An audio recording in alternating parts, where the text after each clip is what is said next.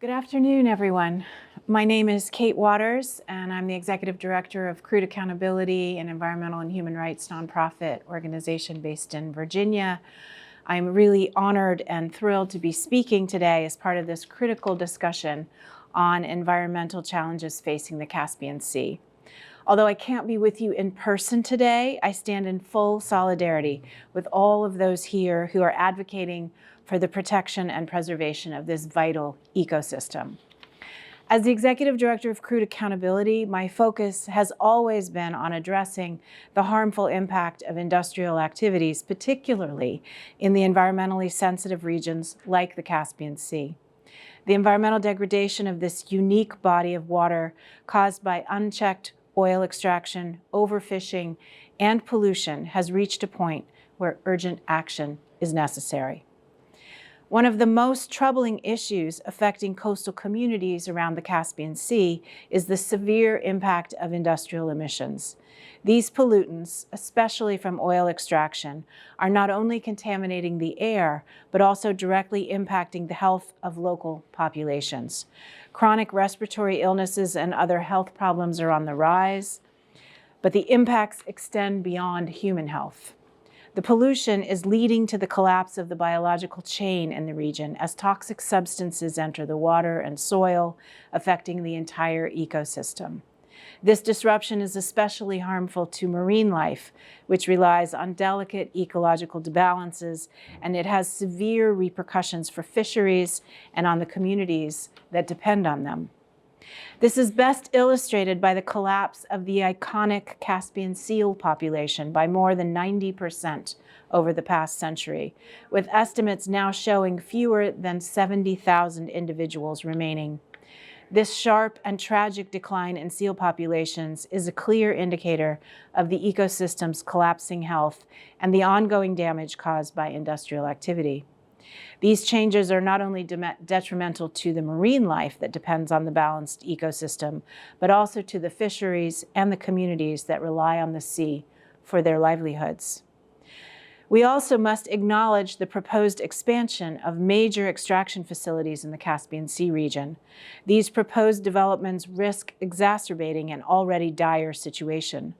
The region is already under immense environmental strain, and continuing down the path of expansion without rethinking our approach will only accelerate the decline of this fragile ecosystem.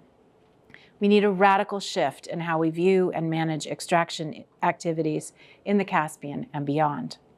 Expanding these operations without considering the irreversible damage to the environment and to local populations is simply not an option.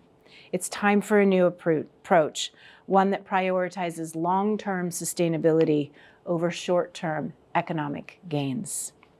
Crude Accountability's work over the years has shown the importance of legal strategies and community engagement to hold companies and governments accountable for their actions.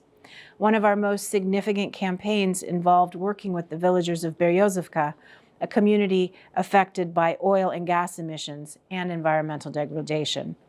We advocated for the relocation of this village to a safe and environmentally clean location.